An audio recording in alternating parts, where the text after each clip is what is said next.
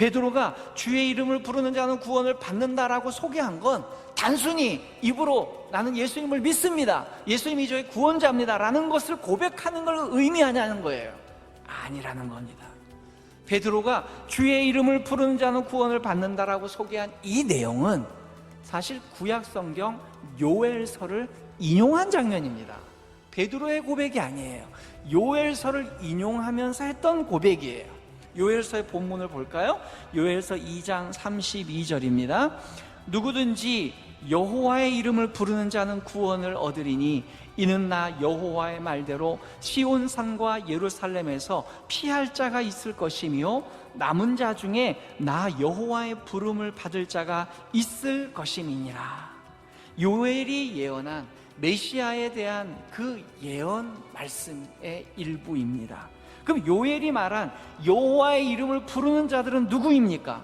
흥미로운 것은 요엘서가 여호와의 이름을 부르는 자를 설명할 때 또 다르게 인용해온 주제가 있다는 거예요. 그게 뭐냐? 예루살렘이에요. 참 기가 막히죠? 예루살렘이라는 주제와 여호와의 이름을 부르는 자들이 거기 같이 대비가 됩니다. 요엘이 말한 여호와의 이름을 부르는 자는 누구들이냐? 예루살렘에서 피한 자들이에요. 예루살렘 사람들이 아니라 예루살렘에서 피할 자들, 세속화된 예루살렘에서 피하는 자들, 세속화로 멸망할 예루살렘과 함께 침몰당해서는 안 되는 사람들. 요엘이 말한 여호와의 이름을 부르는 자들은 남은 자들입니다. 혼합적인 그 종교주의에 물들지 않고 참된 여호와 하나님을 바라보는 남은 신앙인들. 요엘이 말한 여호와의 이름을 부르는 자는 여호와의 부름을 받는 자들입니다. 여호와께서 불러주시는 자들이에요. 예루살렘의 세속화되는 분위기에 동조하지 않고 순수한 신앙을 지키면서 여호와의 이름을 목 놓아 부르는 자들을 주님께서도 그들의 이름을 불러주신다는 거예요. 요엘 선지자가 예언했던 이 말씀을 베드로가 그대로 인용한 겁니다. 베드로보다 대략 8에서 900년 전에 예언했던 그 예언이 성취가 된 겁니다. 그것을 고백하는 거예요. 실제로 요엘 선지자의 예언은 예수님의 제자 공동체에 그대로 성취가 되었습니다. 베드로를 포함한 예수님의 공동체는 글자 그대로 남은 자들, 피할 자들이었어요. 베드로와 함께했던 120명은 말 그대로 남은 자들이었습니다. 여러분, 예수님께서 잡히시기 전에 백성들의 민심은 완전히 변해버렸습니다. 예수님 사역 초기에 예수님을 향해서 환호하고 좋아하고 예수님을 믿겠다고 외쳤던 그 백성들의 태도는 완전히 정반대로 바뀌어서 예수를 십자가에 못 박으라고 소동 피우는 자들로 변해버렸습니다. 예수님께 등을 돌린 그들이 누구였습니까? 5,000명이 예수님께서 주신 기적의 빵을 먹었습니다. 그리고 또 다른 날 7,000명이 예수님께서 주신 기적의 빵을 먹었습니다. 도합 12,000명 이상 되는 사람들이 예수님의 기적의 빵을 먹었습니다. 근데 그들은 온데간데 없어졌습니다.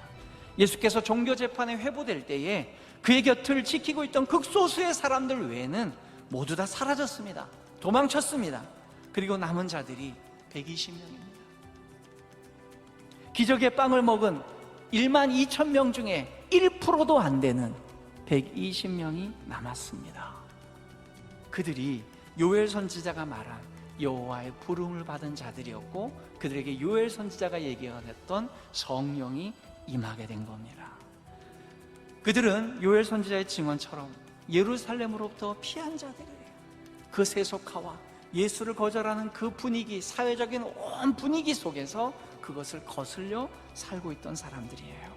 유대인들을 피해 숨어있던 자들이었습니다. 이와 같이 베드로가 고백한 이 증언은 단순히 자기 멋대로 살다가 주의 이름 한번 부르고 고백했다고 구원받았다고 착각하는 그런 인생들을 위해서 주시는 말씀이 아니라는 겁니다.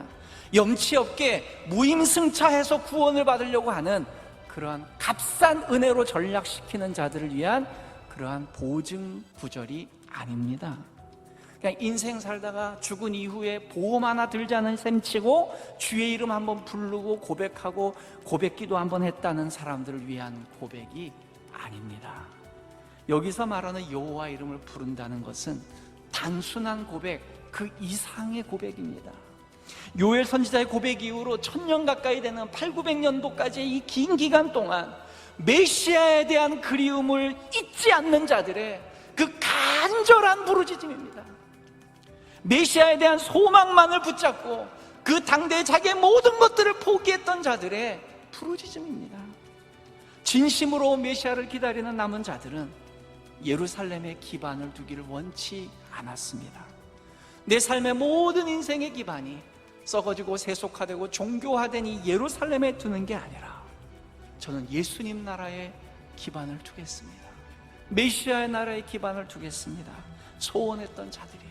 그러기에 그들은 남은 자로, 피하는 자로 살아가면서 부르짖을 수밖에 없었어요. 자신의 전체의 인생을 걸고 주 예수 그리스도 외에는 아무 대안이 없습니다 고백하는 자들이었습니다.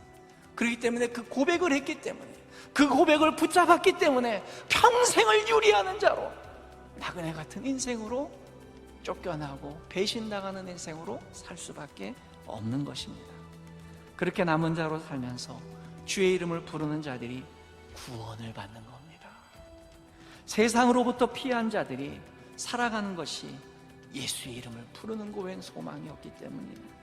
요엘이 예언했던 이 성경의 약속이 성경을 통해 성취되는 겁니다.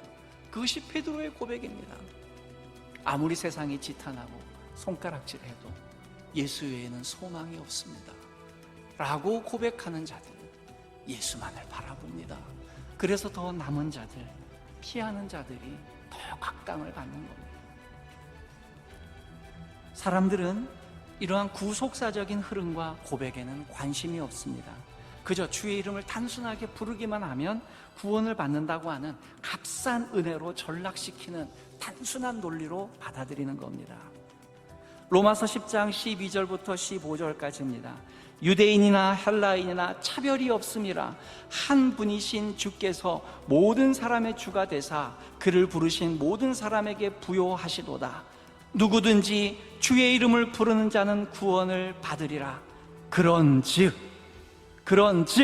누구든지 주의 이름을 부르는 자는 구원을 받으리라를 알았으면, 그런즉 그들이 믿지 아니하는 이를 어찌 부르리요? 듣지도 못한 이를 어찌 믿으리요? 전파하는 자가 어찌 들으리요? 보내심을 받지 아니하였으면 어찌 전파하리요? 기록된 바 아름다운 좋은 소식을 전하는 자들의 발이여 함과 같으니라. 주의 이름을 부르는 자가 구원을 얻었다는 것을 선포하고, 그렇다면 그런즉 다음 행동을 하라는 거예요. 복음을 들을 기회조차 없던 자에게 복음을 증거하라는 겁니다. 그래서 요엘서의 예언이 궁극적으로 완성되는 끝이 무엇인가를 보게 하고 있습니다. 주의 이름을 부르는 자는 구원을 얻는다는 개념이 단순히 유대주의를 넘어서는 구원의 개념이라는 걸 바울이 고백합니다. 요엘이 선자가 말한 남은 자, 피하는 자들은 이제는 이방 족속 가운데서도 일어나야 한다는 겁니다. 그렇기에 주의 이름을 부르는 자들을 위해 복음을 전하러 이방 땅으로 나가자, 이게 바울이 얘기하고 싶었던 핵심이었습니다. 그러나 독자들은 바울의 이 결론적인 마음, 핵심적인 마음에 관심이 없습니다. 바울의 이 궁극적인 초대에는 관심이 없습니다. 그저 주의 이름을 부르는 자는 구원을 얻는다는 이 표절만은 달랑 떼어내어서 그걸 자기 자신에게 적용합니다. 그리고 이렇게 생각하고 스스로 안심시킵니다. 나도 이제 예수의 이름을 불렀으니 나는 구원 받았다. 거기서 끝내버리는 거예요. 그 고백 뒤에 이어지는 바울의 고백에는 관심이 없어요. 바울이 그 고백 뒤에 어떻게 목소리를 높이는지 다시 들어보시기 바랍니다.